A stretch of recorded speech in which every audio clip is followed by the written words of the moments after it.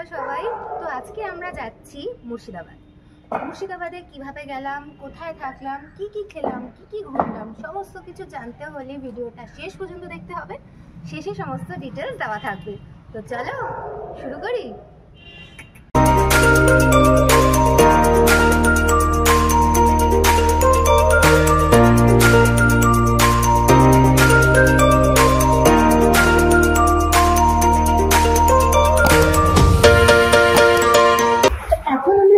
মধ্যমগ্রাম স্টেশনে, মধ্যমগ্রাম স্টেশন থেকে ট্রেনে করে আমরা বিধাননগর যাবো। সেখান থেকে আমরা কলকাতা স্টেশনে যাব। সেখান থেকে আমরা ট্রেন ধরবো। এই এতটা এখন আমাদের পর যেতে হবে। আর বাইরে এখন প্রচুর বৃষ্টি। এখন আমরা কলকাতা স্টেশন থেকে উঠে পড়েছি। এটা হচ্ছে কলকাতা লালগোলা মেমু।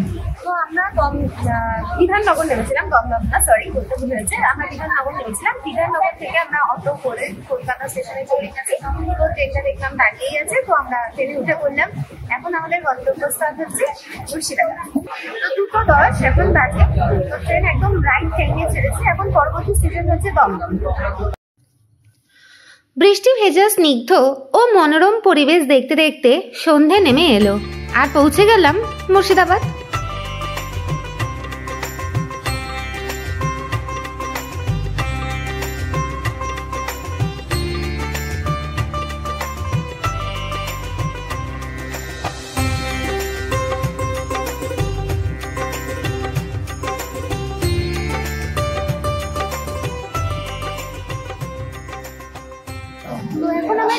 মুর্শিদাবাদ স্টেশনে। তো এখন আমরা ডাইরেক্ট এখান থেকে যাবো হোটেলে। তো হোটেলে গিয়ে তোমাদের সাথে শেষ করবো ভিডিওটা।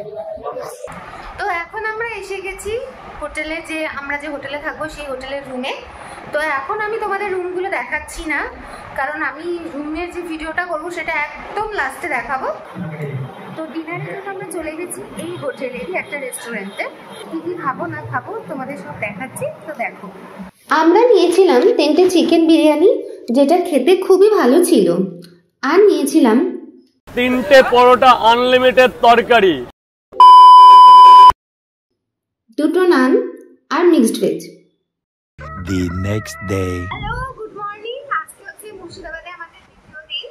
তো এখন আমরা যাচ্ছি মুর্শিদাবাদের দর্শনীয় স্থানগুলো দেখতে। তো এখন বাজে ঘড়ির কাঁটায় 9টা। তো আমরা হোটেলে পৌঁছতে দুটো যেহেতু বুক করে রেখেছিলাম, সেই টোটো আমাদের হোটেলে নিচেই দাঁড়িয়ে আছে। তো এখন আমরা হোটেলে টোটোতে উঠবো, তারপরে আমরা ঘুরতে শুরু করবো।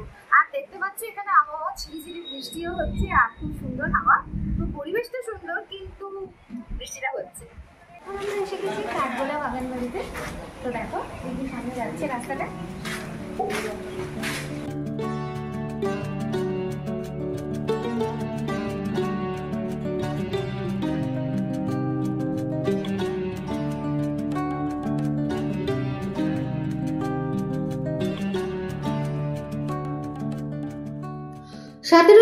সালে লক্ষ্মীপত সিং দুগের ও তার 3 ভাই মুর্শিদাবাদ আসেন ব্যবসা করতে।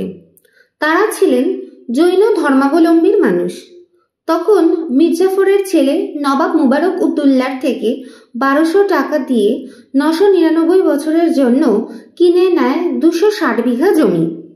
জায়গার আগের নাম ছিল কাঠ গোলাপের বাড়ি, যেহেতু এখানে কাঠ আর কালো গোলাপের চাষ হতো। এখন কিছু নেই সেখানে, আর জায়গার নাম পরিবর্তন হয়েছে কাঠগোলা বাগান বাড়ি। তোমরা এখানে এসে অনেক কিছু জানতে পারো, গাইড রয়েছে।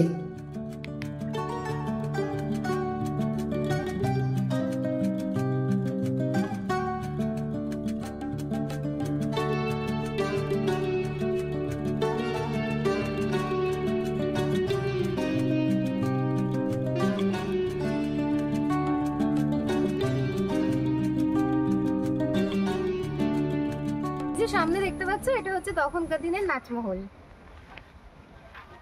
তখনকার দিনের বিখ্যাত নৃত্যশিল্পী হীরাবাই এখানে 5000 স্বর্ণ মুদ্রার বিনিময়ে নৃত্য প্রদর্শনী করতেন। তো এসে গেছি, পিছনেই দেখো দেখা যাচ্ছে জগৎ শেঠের বাড়ি। তো আমরা এখন আছি জগৎ শেঠের বাড়িতে। এখানে ছবি তোলা নিষেধ ছিল, তাই ভিতরে কিছু জিনিস তোমাদের দেখাতে পারলাম না। এসে গেলাম আমাদের নেক্সট ডেস্টিনেশন নসিপুর রাজবাড়ি। আমার পিছনেই নসিপুর রাজবাড়ি। নসিপুর রাজবাড়ি তৈরি করেছিলেন রাজা দেবী সিং, যিনি রাজা ছিলেন না। এটি একটি ব্রিটিশ উপাধি ছিল।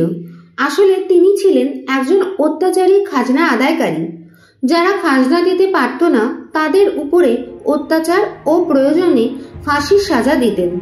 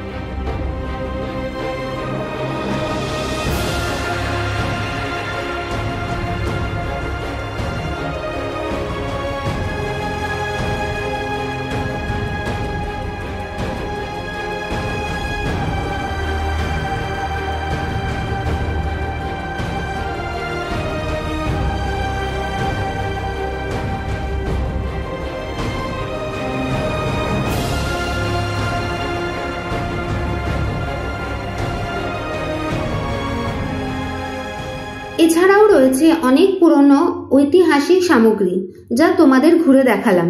তাছাড়াও অনেক কিছু রয়েছে যা দেখানো পসিবল হলো না। চলে আসলাম আজিমুন্নেসা বেগমের সমাধিতে, যিনি ছিলেন মুর্শিদ কুলি খানের একমাত্র কন্যা। তার সমাধিতেই এখন চলো তোমাদের দেখাচ্ছি। কথিত আছে তিনি নাকি কলিজা খেতেন। এটি একটি মিথ্যে রটনা।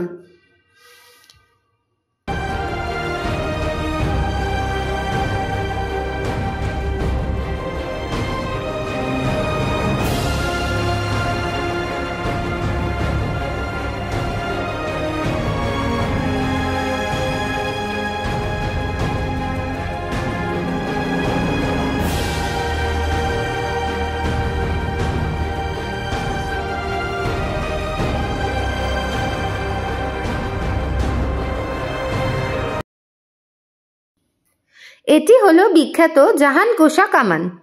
এই কামানটি অষ্টধাতু দ্বারা নির্মিত।